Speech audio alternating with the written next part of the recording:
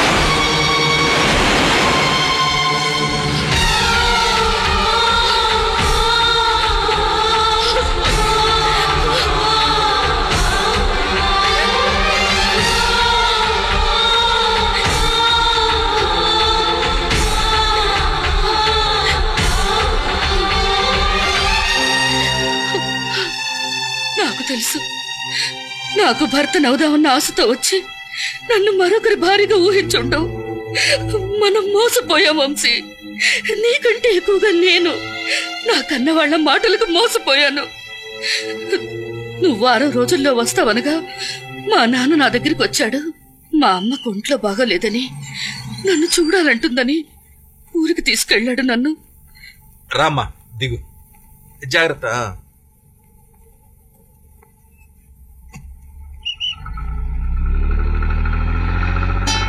ఎరా వేణవాళ్ళ వాళ్ళకి చెప్పొచ్చావా? చెప్పొచ్చానయ్యా. రేయ్, డ్రమ్ముల నిండా నీళ్లు పోయండి. పోతున్నామండి. ఏంటే లక్ష్మి, మంత్రాలు చదివే పంతుల్లాగా ముహూర్తం టైంకి వస్తే సరిపోతుంది అనుకున్నావా?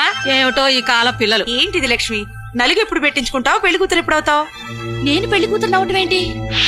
నువ్వు కాకపోతే నేనవుతానా? నీ పెళ్లికని 50 తులాల బంగారం కొన్నాను తల్లి. వంశీ ఇంకా రాలేదు కదమ్మా. వర్షాలు రాకపోతే విత్తనాలు వేయరు గాని వంశీ రాకపోతే పెళ్లిళ్ళు ఆగిపోవమ్మా. నాన్న. అవునమ్మా, నువ్వు వయసులో ఉన్నావు కాబట్టి నీకు ప్రేమ కనిపిస్తుంది. మేము వయసును చూసాం, మాకు నీ జీవితం కనిపిస్తుంది. అందుకే నీ పెళ్లి నిశ్చయించాం.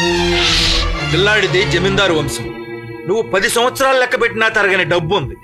కానీ నేను వంశీని చేసుకోకపోతే నువ్వు 100 సంవత్సరాలు ఓదార్చినా నా కన్నీళ్లు తరగవు నాన్న.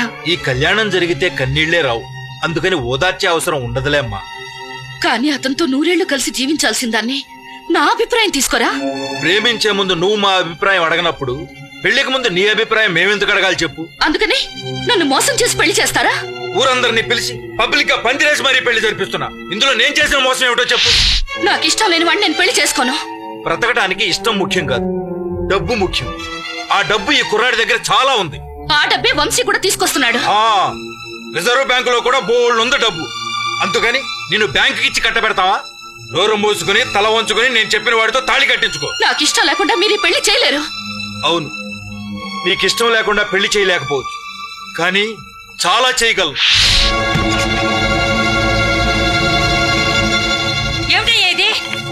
పురుగుల ముందే కూతురికి కళ్యాణ తిలకం దిద్దుదామనుకున్నా, కానీ ఆ పని చేయలేక నీ కుంకుమ బొట్టు తీసుకెళ్లిపోతున్నా.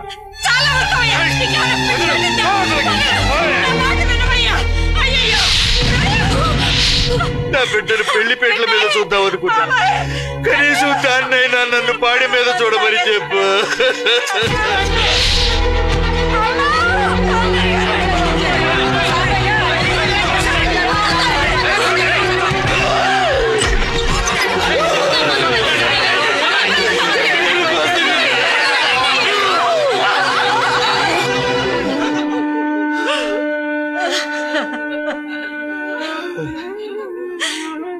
ఏమయ్యా, అది మోసం చేసిందని నువ్వు నాకు ద్రోహం చేసి వెళ్ళిపోదాం అనుకున్నావా? ఇంటి పేరు లేనోడు కన్నా ఇంటి పరువు లేనోడు బతకటం దండగే. నీ తాళి కోసం తల్లి తాళి తెంపడానికి సిద్ధపడ్డా అసలు ఆడదానివేనా? ఇంకా నయం, ఇంకొంచెం ఆలస్యం ఏంటే గుమ్మంలో పెట్టాల్సిన దీపం ఈయన తల దగ్గర పెట్టాల్సి వచ్చేది. పరాయి వాళ్ళవైనా మాకే ఇంత బాధగా ఉందే. పేగు తెంచుకు పుట్టావు, నీకు ఆ మాత్రం జాలి కూడా లేదటమ్మా. ఇంకా ఏమీ పట్టనట్టు నిలబడ్డావే? మీ ఇష్ట ప్రకారమే చేసుకుంటానని చెప్పు.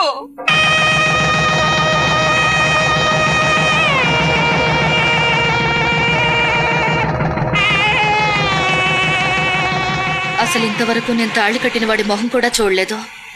వాడి పేరేంటో వాడెవడో కూడా తెలీదు. అతనితో వేసిన 7 అడుగులు అతని నుంచి విడాకుల కోసం నేనెక్కిన కోర్టు మెట్లనుకుంటాను. నిజం వంశీ, 2 మనసులు కలిస్తేనే కాపురం, కానీ 2 మనుషులు కలిస్తే కాదు. అతనంటే నాకు ఇష్టం లేదు. ఆత్మహత్య చేసుకుందామని నిర్ణయానికి వచ్చాను. కానీ నువ్వు వస్తావన్న ఆశ నన్ను చావనివ్వలేదు. నా గుండెలో ఎప్పటికీ నీకు తప్ప మరెవ్వరికీ చోట్లేదు. ఏంటి వంశీ ఆలోచిస్తున్నావు? ఇంకా ఈ మెళ్ళో తాళి ఎందుకుంచాననా?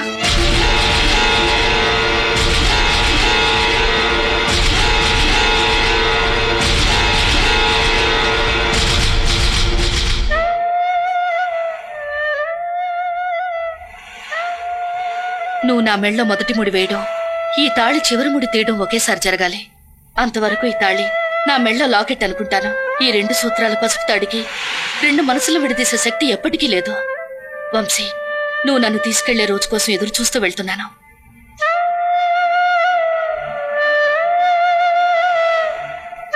లక్ష్మణ రేఖ దాటిన సీతకి రాముడొచ్చి కాపాడతాడన్న నమ్మకం ఉందో లేదో నాకు తెలియదు గాని, ప్రేమ కోసం సాంప్రదాయాల రేఖ దాటుతున్న నాకు నువ్వు అండగా నిలబడతావన్న నమ్మకం నాకుంది.